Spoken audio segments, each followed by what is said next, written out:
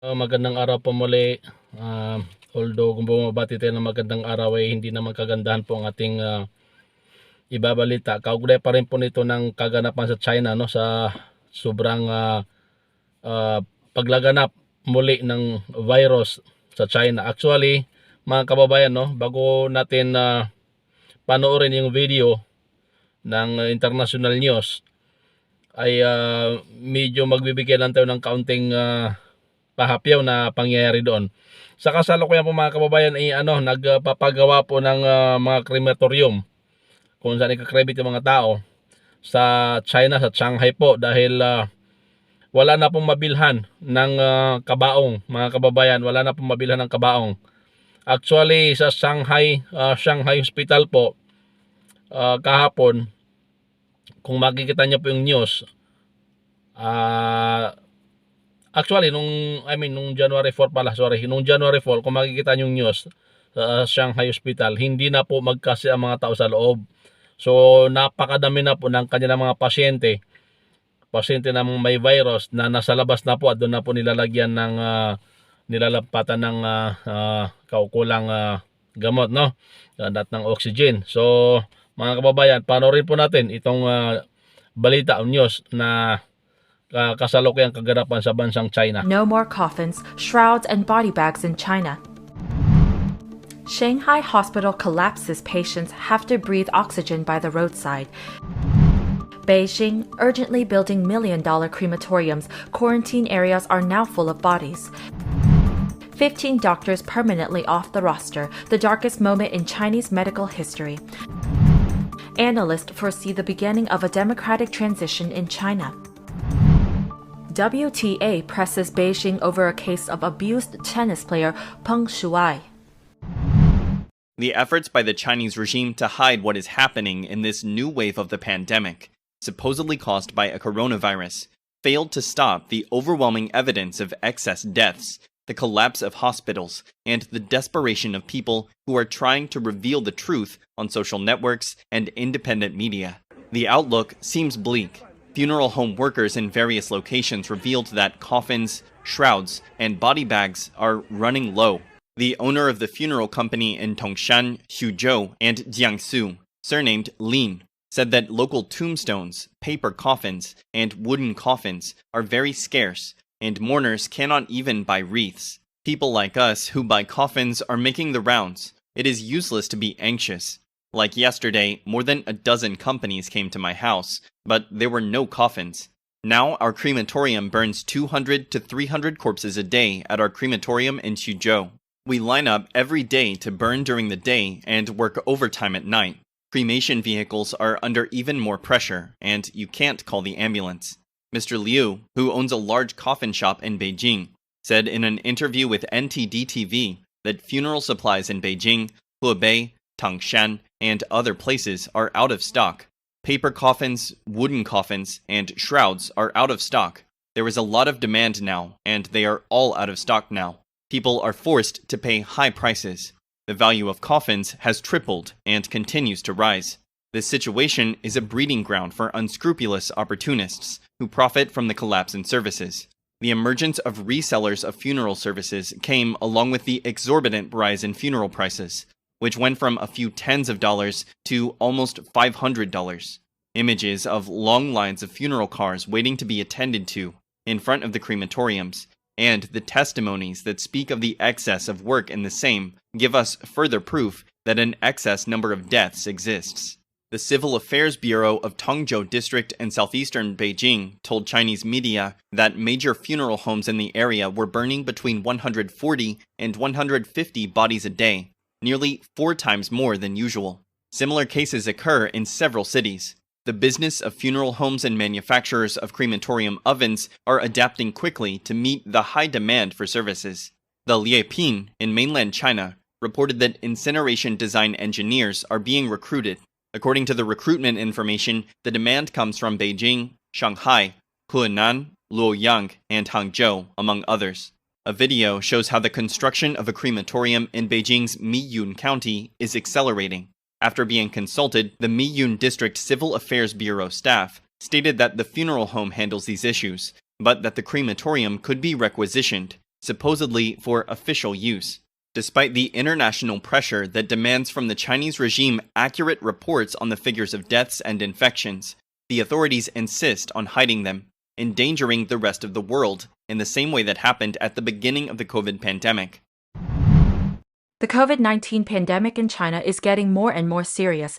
According to spreading information, the situation in Shanghai hospitals recently has become very critical. There are hospitals with corpses piled up in emergency hallway because there are no empty beds, and people are lining up from midnight to get a number. One person said, "The people really have to hover between life and death."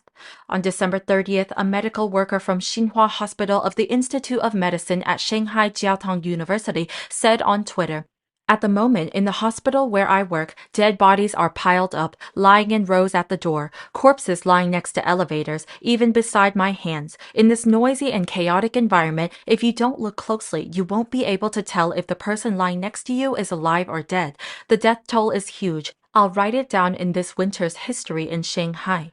The post also read, "The hospital is using a direct expression to everyone entering the emergency lobby. We have collapsed." A video on January 4th shows that hospitals in Shanghai are overloaded because there are no beds, and many patients have to breathe oxygen by the roadside.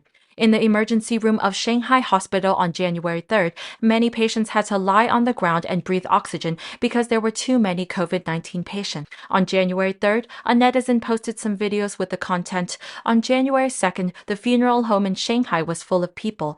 People have been lined up since midnight. Only one member in the family was able to enter to take the number, and the security guards chased away the remaining family members." In the video, it seems that security guards are blocking people and many people are waiting in long lines. In the article, there is a screenshot with the content, "The people really have to hover between life and death. Even the cremation has to wait for many days. In funeral homes and hospitals, there are so many dead bodies that there is no place to store them, only at home. When the patient's condition is critical, calling ambulance number 120 still has to wait for more than 10 hours." On December 26, a netizen posted a video that read, "At the funeral home in Zebyeoksin Road, Shanghai, the current scene is so tragic." In another video, many people are waiting in long lines. In this regard, the Vision Times quoted some netizens' comments. "Communist bandits have pushed us Chinese to the edge. From life to death, we are all in a miserable state. If the CCP continues to rule China, where will the fate of the people go? Good or bad, you have to see it." Another said the deceased family members have to line up at midnight to go get the number. Even the road to death is limited edition. According to Sohu, on January 4th, out of 30 subvariants of Omicron in Shanghai, the recently discovered BQ1 and XBB subvariants accounted for more than a third of the infections.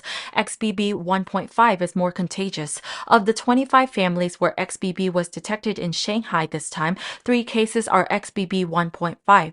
The latest research shows that XBB 1.5 is more likely to spread from person to person.